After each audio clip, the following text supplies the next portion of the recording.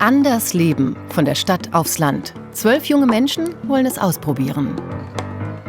Ich habe an vielen Orten gelebt in den letzten Jahren, auch in vielen Ländern. Und habe jetzt aber das Gefühl, hier wirklich anzukommen.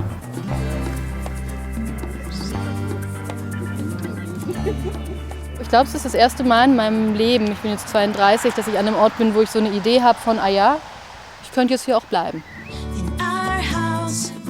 Eine alte, leerstehende Mühle in Nordhessen. Der richtige Platz für neue Ideen? Die meisten Jungen auch noch nie in so einer großen Gruppe zusammengelebt. Und da haben wir gesagt, was kann da schiefgehen, so, ne? 2 Schlafzimmer für 12 Personen, alles teilen, vom Bad bis zu den Klamotten. Nach so 1-2 Monaten wurde es uns allen zu viel. Ich habe so ein paar Lieblingsklamotten, wo ich denke, das ist jetzt meins. Und wenn ich will, dann will ich da Zugriff drauf haben und meine Unterwäsche gehört auch mir. Ich glaube, jetzt bin ich auch durch damit so. Die Vision einer anderen Lebensform. Ist das die Zukunft? Hier kommt wieder Leben rein und das braucht das Gebäude einfach. Leben ohne Profit, gemeinschaftlich, ökologisch. Wie kann das aussehen?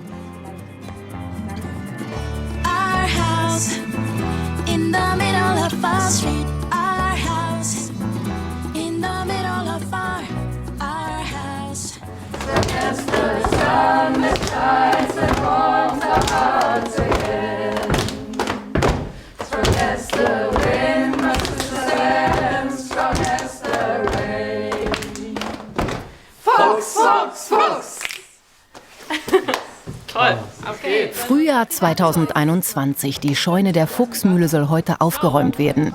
Was bislang als Lagerraum genutzt wurde, soll eine Art Veranstaltungsraum werden. Was ich hier sehe, ist, dass es eine Leinwand gibt, vielleicht eine kleine Bühne auch, dass überall so Sofas und Tische und kleine Sitzecken oder so stehen.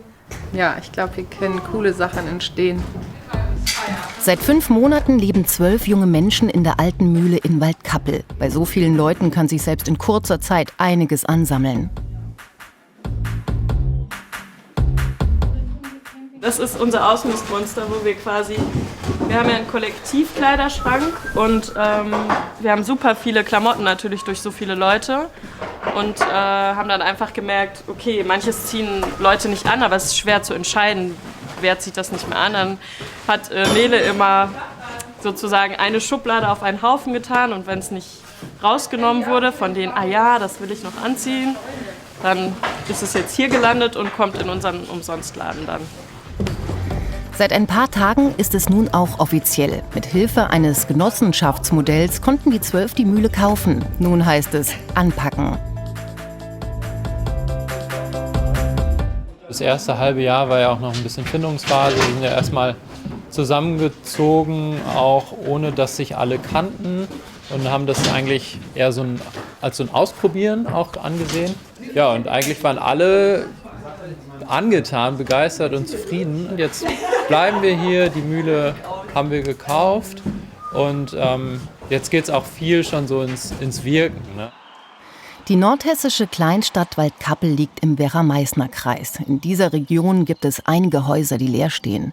So wie die ehemalige Mühle, die sogenannte Fuchsmühle. Eine riesige Scheune, ein Garten mit Schuppen und Backhaus und das Wohnhaus gehören zum Grundstück.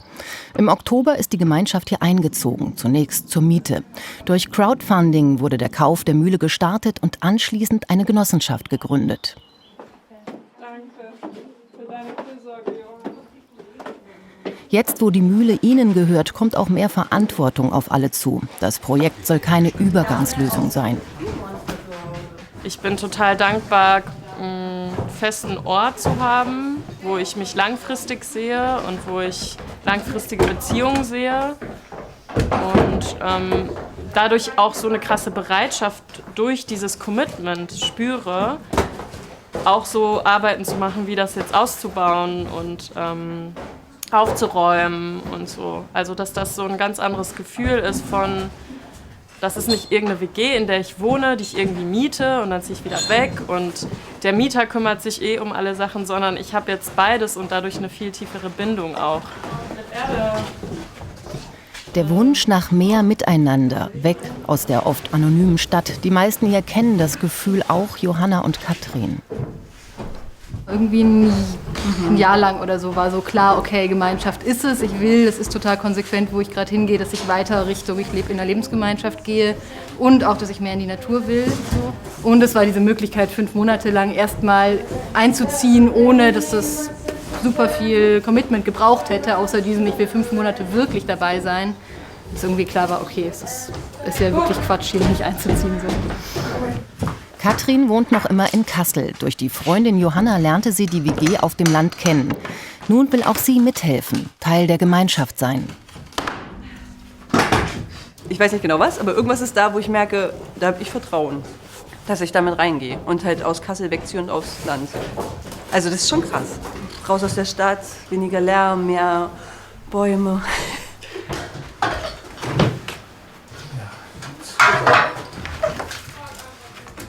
Auch für Johann ist klar, der 24-jährige Handwerker will ausbrechen aus seinem bisherigen Arbeitsalltag, etwas Sinnvolles schaffen.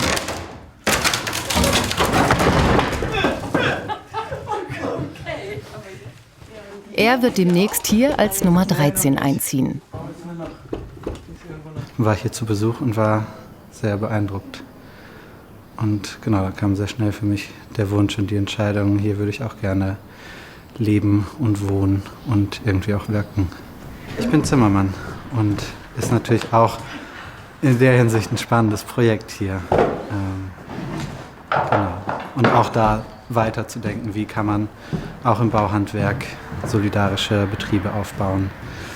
Genau, wie geht es irgendwie anders, ohne so viel finanziellen Druck und genau, vielleicht auch mit mehr Zeit für die schönen Dinge im Leben.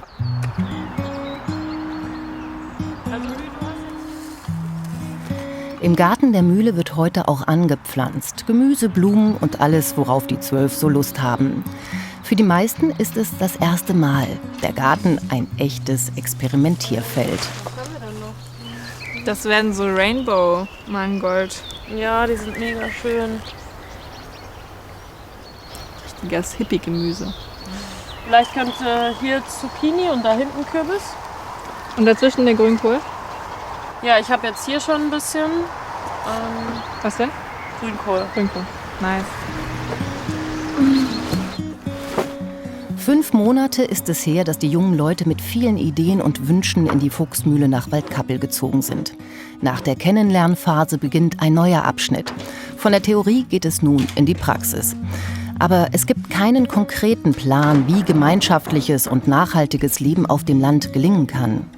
Also ich glaube, das mag ich so gern an der Vision auch, dass es irgendwie was Atmendes ist. Dass es nicht so eine Idee ist von, das ist jetzt dieser Ort und genau hier und genau so muss es auch bleiben. Und wenn es sich nicht gut anfühlt, dann egal, das ist unser Wunsch, das ist unser Ideal, dem müssen wir folgen. Sondern so ein, wenn ich in einem halben Jahr merke, das entspricht gerade nicht mehr meinem Bedürfnis, dann können wir auch zusammen gucken, okay, und was will und muss sich und kann sich verändern, dass es trotzdem cool ist. Das ist schon ein gelebtes Experiment natürlich. Auch mit unbefristeter Laufzeit. Auch ein Experiment. Felix will heute Pilze züchten. Alte Baumstämme werden dabei mit Pilzsporen geimpft. Im Herbst soll es dann die erste Ernte geben. Neues Ausprobieren findet Felix, so wie alle hier, spannend.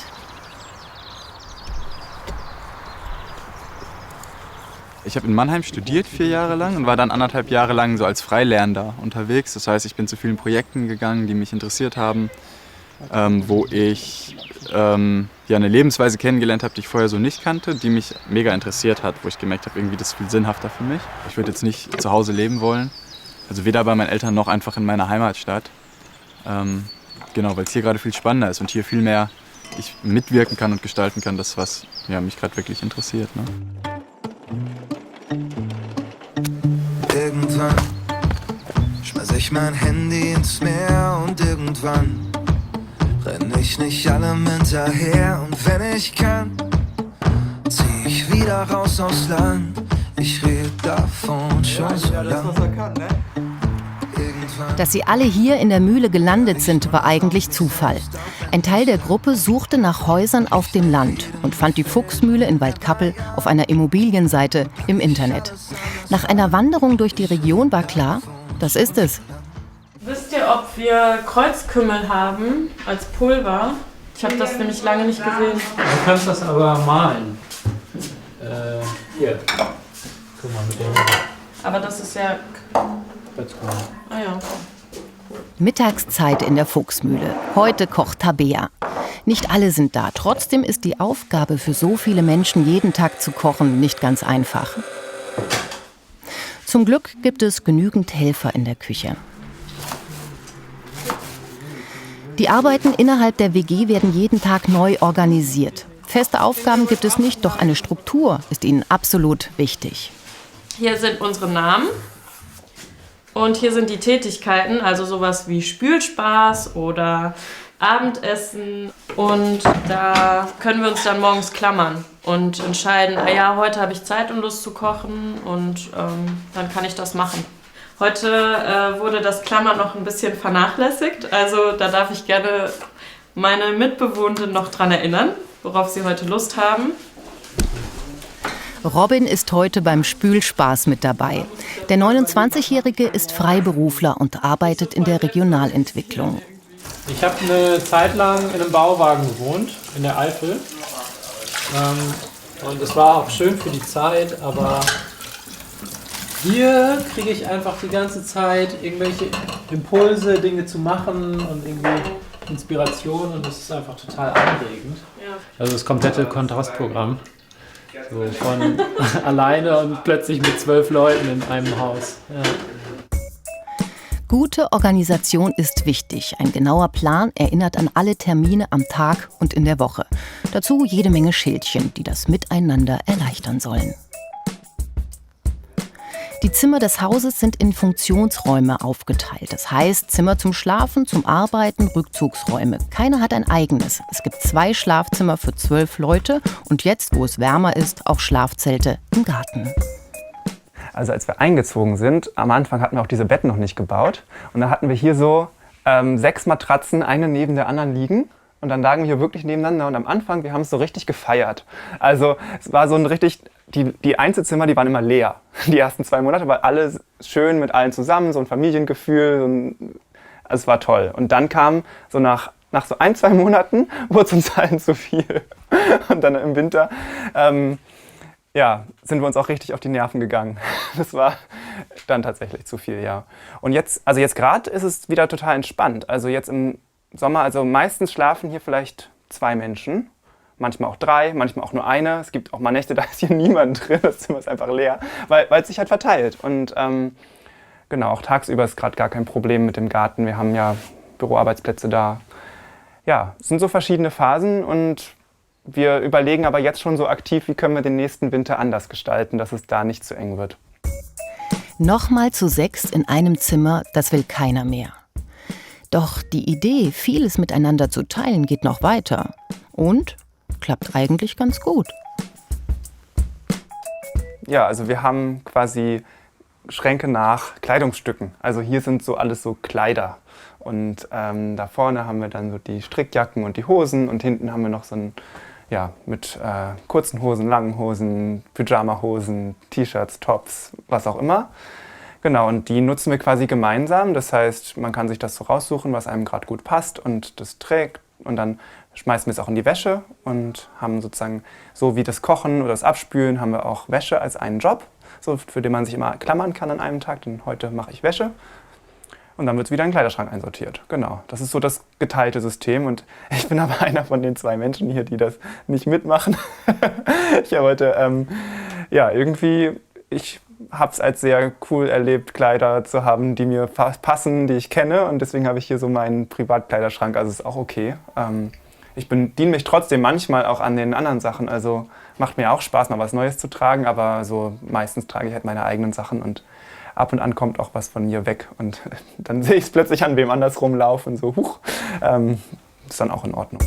Cool bleiben, auch wenn es mal zu viel wird. Wer Ruhe braucht beim Arbeiten, im Studium oder als Paar einfach Zeit für sich haben möchte, nutzt die Rückzugsräume. Genau, also bei den Rückzugszimmern haben wir halt so Systeme, wo wir anzeigen, was hier gerade los ist. Also jetzt gerade steht das so auf Komm rein. Das heißt, ja, er ist zwar hier drin, aber er fühlt sich jetzt nicht gestört, wenn jemand anders zum Beispiel reinkommt und sagt, ich will ein Buch auf dem Bett lesen oder so. Und wenn ich jetzt aber zum Beispiel in einer Stunde das hier brauche unbedingt, dann kann ich das auch so klammern und sagen, so ja, um 4 hätte ich das Zimmer hier gern für mich allein. Und dann weiß ich genau, bis 4 kann ich es nutzen, aber dann kommt halt jemand. Oder ich kann auch sagen, ja, nee, jetzt gerade mache ich das auf Rot quasi. Ich will nicht gestört werden. Ich glaube, es hat schon echt viele Vorteile, weil wenn ich so mein eigenes Zimmer habe, dann sitze ich da alleine vorm Schreibtisch und das motiviert mich zum Beispiel nicht so zum Bachelorarbeit schreiben oder so. Und jetzt ein Büro zu haben, wo ich mal mit mehreren Menschen zusammen am PC sitzt, ist halt irgendwie motivierend.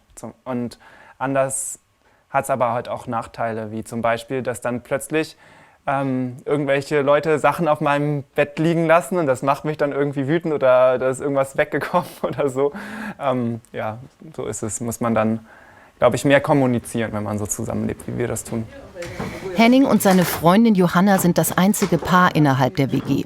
Zweisamkeit inmitten einer so engen Gemeinschaft ist nicht immer einfach, hat aber auch Vorteile, findet Johanna. Wir wollen schon mal für uns sein, das sind wir dann auch. Dann ziehen wir uns zurück. Ich glaube, für uns passt das. Also es ist das erste Mal auch, dass wir zusammengezogen sind. Auf eine Weise macht es natürlich irgendwie komplexer und komplizierter und aber irgendwie auch leichter. Es ist auch viel leichter, mal zu sagen, hey, ich brauche mal ein bisschen Abstand, dann gibt es genug andere Menschen, mit denen ich irgendwie andocken kann. Wir sind dann nicht in einer 2-Zimmer-Wohnung zu zweit irgendwo in der Stadt zusammen. Also irgendwie macht es das auch leichter oder hat auf jeden Fall auch eine Basis gegeben dafür, uns sehr schnell sehr viel besser kennenzulernen. Im Garten der Fuchsmühle hat Johanna ihren eigenen Bauwagen. Hierhin zieht sie sich zurück, wenn sie Ruhe braucht. Für die anderen ist das okay. Gegessen wird zusammen. Also wir haben Hummus mit ganz viel Petersilie, Kartoffeln und Tabbouleh. Prio an Essen hat, also was von gestern, das ist das. Dankeschön. Danke fürs Kochen. Danke fürs Kochen. Guten Appetit. Ein bisschen Großfamilie, die Küche als Mittelpunkt des Hauses.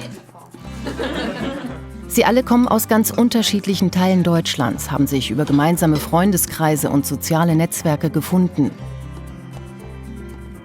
Der Wunsch nach einer nachhaltigen und solidarischen Lebensweise hat sie hier zusammengebracht.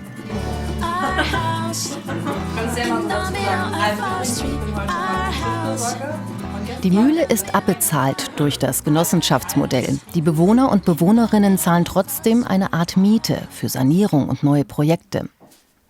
Nele kümmert sich besonders um die Finanzen. Ein Transparent für Veranstaltungen soll die verschiedenen Projekte zeigen. Mittlerweile leben hier 13 Personen. Ein Teil studiert noch, manche arbeiten, einige machen beides. Wir haben eine geteilte Einkommensökonomie, das heißt, alle Menschen, die hier gerade leben, 13 Menschen, teilen ihr Einkommen miteinander und das ist schon eine sehr breite Spanne von manchen Menschen, die einige Monate lang keine finanziellen Beiträge reingegeben haben und einige Menschen, die innerhalb dessen schon irgendwie einiges verdienen. Es gibt ja auch super viel unbezahlte Arbeit in unserer Gesellschaft, diese ganze fürsorgenden Tätigkeiten oder im Haushalt, dadurch, dass wir unser Geld teilen und bestimmte Tätigkeiten damit eben tragen, hat uns das überhaupt erst ermöglicht, das hier zu starten. Alle 2 Wochen trifft sich die WG, um über gemeinsame Anschaffungen, Ausgaben und Pläne zu diskutieren und abzustimmen. Gerade geht es um Geld aus dem Gemeinschaftstopf, das gespendet werden soll. Zur Abstimmung der Vorschlag, dass wir am Ende von jedem Monat schauen, wie viel Überschuss haben wir und dann eben gestaffelt bei 300, 1.500, 3.000 Euro je 2,5% spenden. Wollen wir das machen?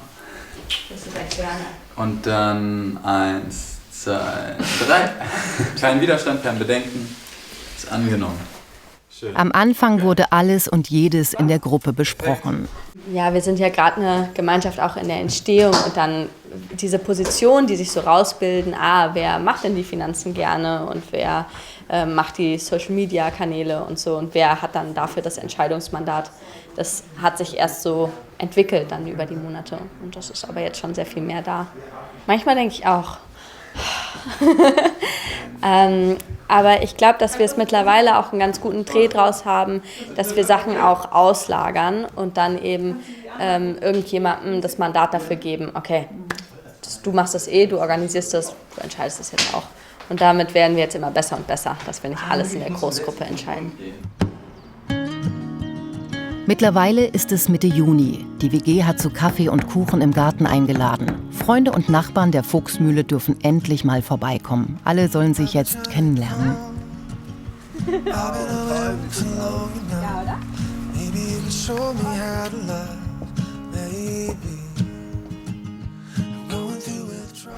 Und ich frage mich, lassen wir dieses alles auf dem Buffet ist vegan Schild liegen oder verstecken wir das? Verstecken. Ja, verstecken, ne? Also mit dem Hirse-Cremekuchen, das würde ich sagen, weil man natürlich schmeckt, dass es jetzt nicht Sahne ist. Aber ich glaube, es ist schön, weil es ist ja auch, wir haben ja auch Karottenkuchen und einen Apfelstreuselkuchen und so. Und ich glaube, dann ist es schön, wenn die Leute es einfach unvoreingenommen probieren können und vielleicht gar nicht merken. Im Garten sind sie gut vorangekommen, auch mit Tipps und Hilfe aus der Nachbarschaft. Wir konnten Corona-bedingt ganz lange nicht zu uns einladen und jetzt endlich lockern sich so die Regelungen und dann ist das schon fast jetzt so überfällig, dass wir mal die Nachbarschaft bei uns zu Besuch haben und auch uns bedanken vor allem für die ganze Unterstützung, die wir durch die auch erfahren haben und wirklich mal so mehr zusammenkommen und nicht nur in Einzelkontakten.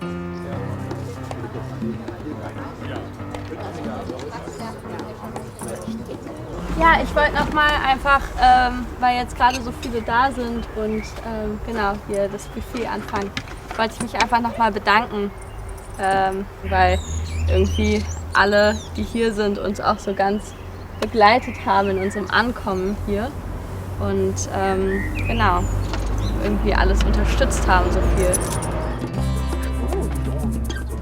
Und die Nachbarn? Wie reagieren die auf die jungen Leute, die mit ihren Visionen und Träumen aufs Land ziehen? Gerade jetzt hier so in unserer ländlichen Region ist das eigentlich das Beste, was es gibt. Wir sind überaltert und es geht ja über die Vereine weiter und so. Und deshalb sage ich ja auch, neue Ideen, frischer Wind und so weiter, tut gut. Ich meine, ich bin jetzt 70, ne? Und da ist das schon schön, dass hier junge Leute mal wieder in der Straße sind. Ne? Und ich glaube, wir haben auch einen ganz guten Kontakt. Ja. Und Sie lernen auch so ein bisschen voneinander? Ich denke, Sie lernen von mir.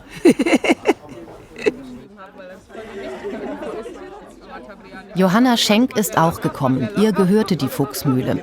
Mehr als 30 Jahre war der Ort ihr Zuhause. Hier lebte sie mit ihrem Mann und ihrer Tochter. Wir hatten schon so Ideen, auch eine Kommune zu gründen. Also, wie das so ist in 60er, 70er Jahren. Ne? Ja.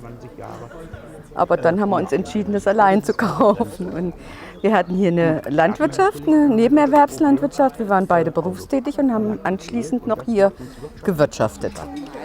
Als ihr Mann starb, wurde es für Johanna Schenk zu viel. 2018 zog sie aus, die Fuchsmühle stand zum Verkauf. Ich bin so froh, ich hatte ja noch andere Interessenten, dass ich die jungen Leute ausgewählt habe. Weil hier kommt wieder Leben rein und das braucht das Gebäude einfach.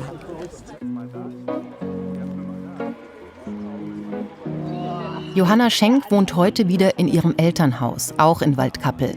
Zu sehen, wie hier etwas Neues entsteht, das macht ihr und auch den meisten Nachbarn Mut.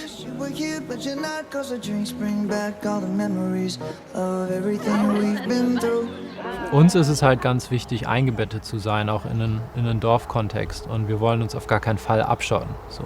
Ich glaube, dass schon bei einigen so die Sorge da ist, die wollen uns jetzt verändern. Und es stimmt überhaupt nicht. Wir schreiben niemandem vor, so zu leben oder vegan zu essen oder so. Ja, das ist halt, also wir laden dazu ein, bei uns einen veganen Kuchen zu essen und das können Leute probieren, lecker finden oder nicht lecker finden. Also hier so einen Ort auch zu haben, wo alle so sein können, wie sie sind. das ist uns, glaube ich, auch wichtig. Ich glaube, ich hatte meine eigenen Vorurteile, als ich hierher gezogen bin. Und das war dann total schön, erstmal die widerlegt zu bekommen. Und vor allem durch unsere Nachbarschaft, die uns richtig viel geholfen hat und einfach uns so adoptiert. So fühlt es sich an, als werden wir hier auch mit rein begleitet, auch so ins Teil vom Erwachsenwerden. Uns kann ja nichts Besseres passieren, als wenn wir quasi mit den Menschen hier vor Ort zusammen ein Projekt starten können. Dann bringen wir vielleicht eine Idee mit aus irgendwie so aus einem politischen Hintergrund, aus dem wir so kommen, und die bringen andere Ideen mit, die halt aus der Lebensrealität hier kommen, und wenn das dann gut zusammenfließt, besser geht's ja gar nicht. Doch wie geht das mit der Wiederbelebung der Region? Ist es sinnvoll, immer mehr Neubaugebiete zu erschließen, wenn in der Kleinstadt so viele Häuser ungenutzt leer stehen? Luisa und Robin aus der Fuchsmühle haben eine Arbeitsgruppe gegründet und am Samstagnachmittag ins Bürgerhaus eingeladen. Sie wollen sich mit Stadtverordneten und möglichst vielen Interessierten austauschen. Was tun gegen den Leerstand? Auch Bürgermeister Frank Koch hat sich dafür Zeit genommen. Ja, ich stehe den Dingen aufgeschlossen gegenüber, das ist keine Frage. Alles, was die Stadt Waldkappel voranbringt, unsere Gemeinschaft voranbringt, kann natürlich nur positiv sein in letztlicher Konsequenz. Wir müssen natürlich auch eines beachten, bestimmte Regularien, die eben von oben herab greifen, die müssen natürlich eingehalten werden, auch bei aller Euphorie, das ist keine Frage. Stuhlkreis, gewöhnungsbedürftig. Ich bin der SPD-Fraktionsvorsitzende und ich möchte mich auch einfach heute mal hier informieren, wie das hier mit dieser Arbeitsgemeinschaft läuft, was hier läuft, und auch ein bisschen meine Neutralität dadurch aber wieder auch bewahren. Danke. Weil das jetzt ein paar Leute gesagt haben mit der Neutralität, dass es natürlich hier eine parteifreie Veranstaltung ist, wo alle Menschen sich einfach engagieren können, ihre Ideen und auch ihre Kritik einbringen können und jetzt nicht ein Parteiprogramm oder so verfolgen oder ja. Mit den bestehenden Regularien hatten sich Luisa und Robin im Vorfeld nicht wirklich auseinandergesetzt. Eigentlich wollen sie das Gleiche, werden sie später sagen. Die Kunst sei es jetzt, eine gemeinsame Sprache zu finden. Ja, wir haben halt zum Beispiel gemerkt, also Samstagnachmittag ist einfach nicht so der beste Termin. Wir hatten einen schönen Vortrag von dem Klimaschutzbeauftragten zur energetischen Quartierssanierung, super Impulse auch für das Thema Leerstand. Und dann wollten wir in die Kleingruppenarbeit gehen und dann waren wir aber so wenig Leute, dass die meinten, ja, das bringt's doch nicht so. Und dann meinte Luisa, ja, okay, dann brechen wir das Treffen jetzt einfach ab und machen das weiter, wenn mehr Leute da sind. Und es war halt der beste Impuls, weil dann war es sozusagen nach 1 statt nach 2 Stunden vorbei. Und dann standen wir halt noch vor der Tür. Ne, die dann irgendwie noch Lust hatten, haben dann noch geschnackt, eine Zigarette geraucht, und in diesem informellen Rahmen sind eigentlich viel wertvollere Gespräche entstanden als jetzt in dem formellen Rahmen. Und das ist auch einfach total die Lernerfahrung.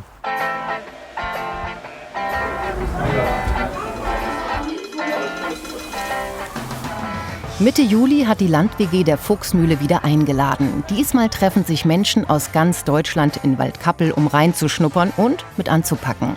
Wie ist das Leben auf dem Land? Könnte das was für mich sein? Wie würde mein Leben hier aussehen?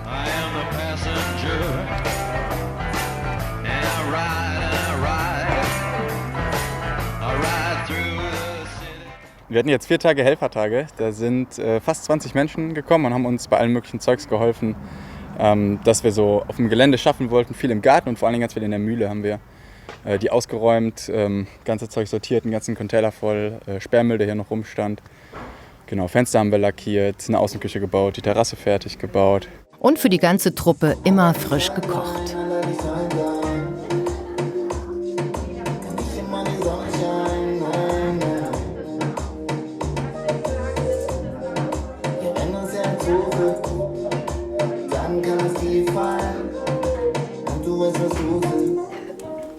Was wir uns erhoffen, ist natürlich, dass ein paar von denen Lust haben, vielleicht auch in die Region zu ziehen. Heute Abend machen wir auch so ein großes Vernetzungstreffen nochmal. Da kommen extra 9 Menschen auch noch, die nicht zum Helfen da waren.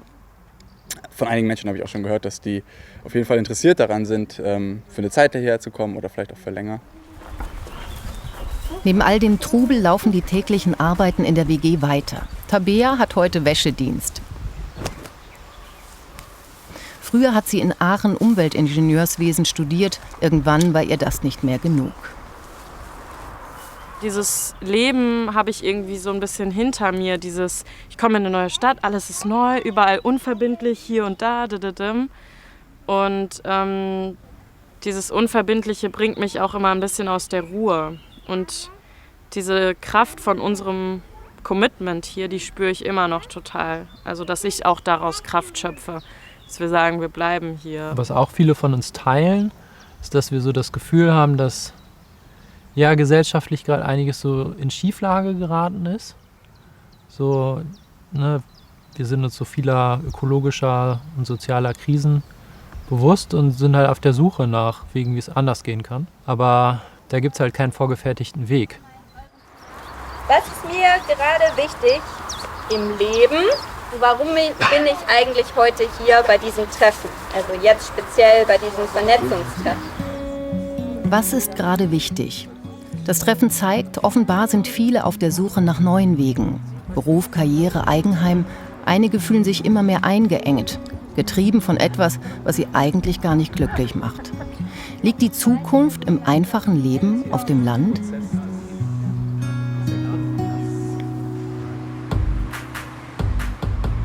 In Waldkappel steht eine weitere Immobilie zum Verkauf, die alte Schule des Ortes. Die Idee der Land-WG, auch dieses Haus mit Hilfe der Genossenschaft zu kaufen, um ein zusätzliches Domizil neben der Fuchsmühle zu haben.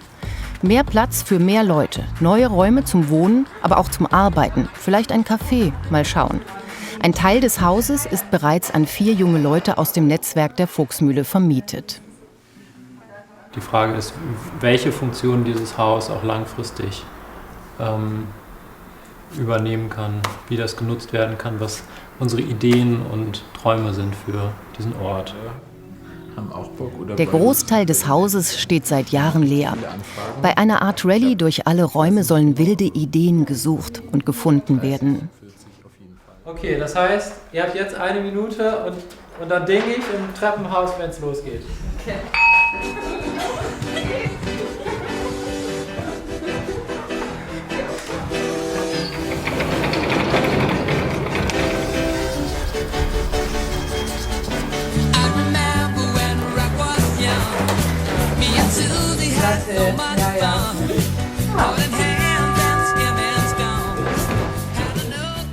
Der Besitzer des Hauses hatte die alte Schule selbst mit viel Einsatz renoviert, ein Fotoatelier eingerichtet.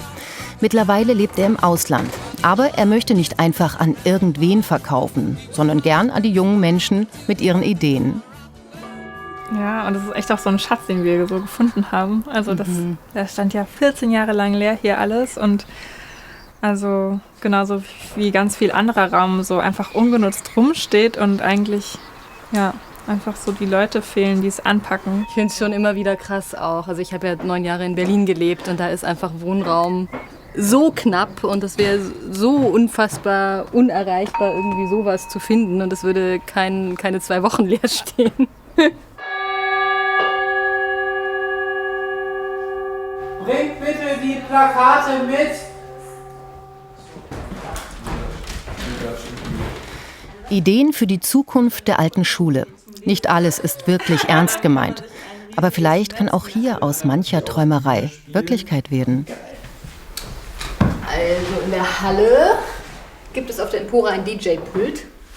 Dann gibt es Scheinwerfer, Bühne, Theater, eine fahrende Bühne auch. Das Ganze wird ein Bällebad oder auch ein Swimmingpool.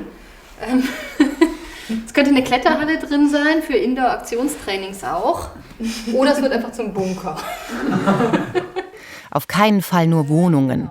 Auch Platz für Begegnungen mit den anderen Einwohnern Waldkappels. Ja, es hat super geklappt. Es war eine richtig gute Veranstaltung. Also wir sind total happy mit dem Ergebnis. Wir haben gerade noch eine schöne Abschlussrunde gehabt und ja, wir haben wirklich ein breites Sammelsurium an Ideen für die alte Schule bekommen und haben dann auch nochmal so 2 ganz konkrete Konzepte in Kleingruppen entwickelt, was jetzt in die einzelnen Räume wirklich konkret rein könnte, haben uns das vorgestellt und gemerkt, cool, wir denken in eine ganz ähnliche Richtung und da kann richtig was draus werden. Also es war total der super Prozess.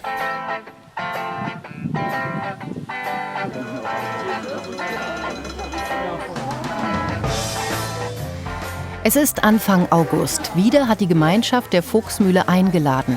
Seit Stunden laufen die Vorbereitungen.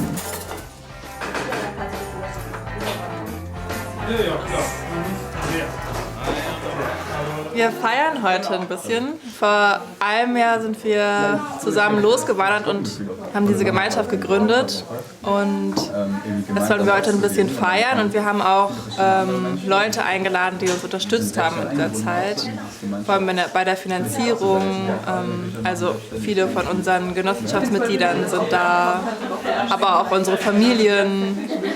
Leute hier aus Waldkappel sind auch da und einfach Leute, die auch Interesse haben an uns und Gemeinschaftsleben und so.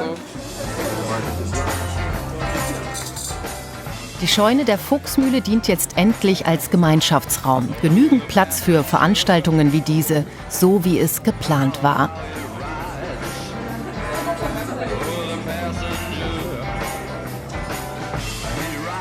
Auch die Familie von Tilda ist aus Köln angereist.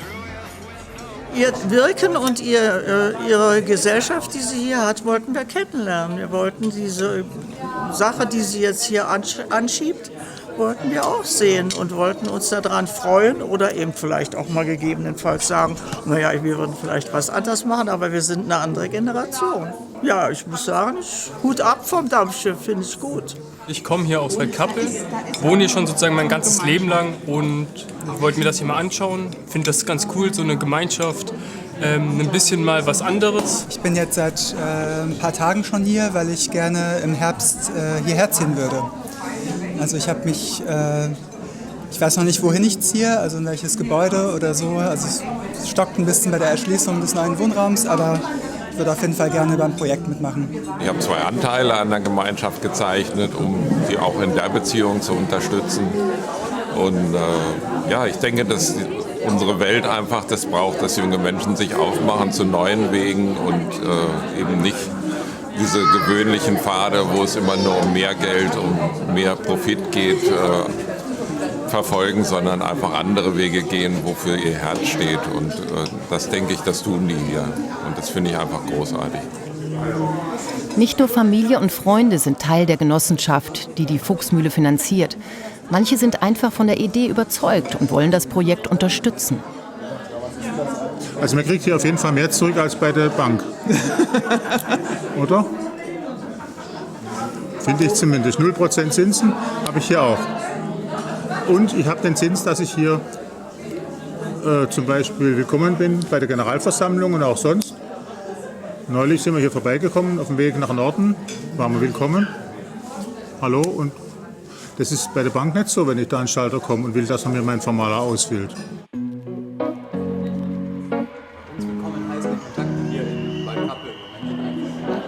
Null % Zinsen und vielleicht doch eine gute Investition. Mit so viel Zuspruch aus dem Umfeld hatte die Gemeinschaft nie gerechnet. Diese Möglichkeit, dass es irgendwie geklappt hat, das zu finanzieren und das wirklich zu kaufen, was ja irgendwie so utopisch war noch vor 1,5 Jahren. So, ich kaufe doch jetzt nicht mit irgendwelchen 12 Menschen ein Haus. So, genau, also ja. Vielen, vielen lieben Dank an euch alle, wie ihr dazu beigetragen habt, auch dass das möglich war. Memories bring back your our house in the middle of our street, our house. Ende September. Jetzt wohnen sie schon ein Jahr gemeinsam in der Fuchsmühle in Waldkappel. Was war gut, was ging schief im Alltag? Woraus haben sie gelernt? Und was wollen sie anders machen? Was ich finde, was nicht gut funktioniert hat, war zum Beispiel mit 13 Menschen in ein Haus mit 2 Schlafzimmern zu ziehen. Das hat nicht gut funktioniert. Und das ist cool, das mal zu machen. Das hat mir gut getan, mal wieder das zu erfahren. Aber ich glaube, jetzt bin ich auch durch damit so.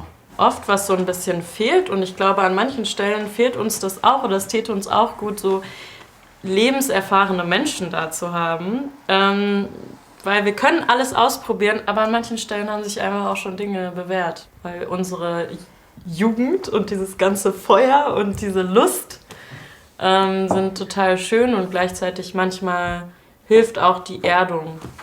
von Menschen, die irgendwie schon anders im Leben stehen. Die Erfahrung war wichtig, das sagen alle. Niemand will Waldkappel verlassen und doch stehen einige räumliche Veränderungen an. Das Haus von Nachbar Frank steht zum Verkauf. Er zieht nach dem Tod seiner Frau ins Allgäu und er hat ihnen das Haus als erstes angeboten. Der wünscht sich, dass wir da reinziehen. Der findet das toll. Und das ist nicht das Einzige. Noch mehr junge Menschen wollen demnächst zu ihnen in die Region ziehen. Die Schule und ein Haus in der Gartenstraße, das ist so 200 Meter von hier. 3 Wohnungen mieten wir da. 2 mit 4 Zimmern, eine mit 9 Zimmern. Und dann noch auf dem Kulchhof in Rechtebach, das ist der Biohof, von dem wir auch das Gemüse bekommen und der auch die Felder neben unserem Garten hat. Da ziehen 3 bis 4 Menschen in eine Wohnung, die da frei ist auf dem Hof und helfen da auch ein bisschen mit uns. Sie haben es also geschafft, haben nicht nur selbst hier einen Platz gefunden, sondern auch andere von der Idee begeistern können.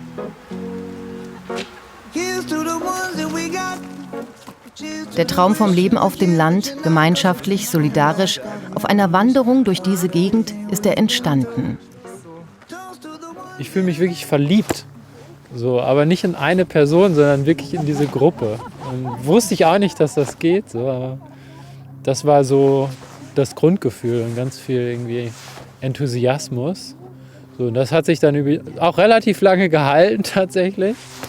Aber ist jetzt so ein bisschen mehr gesunken. Also jetzt sind wir ein bisschen mehr angekommen.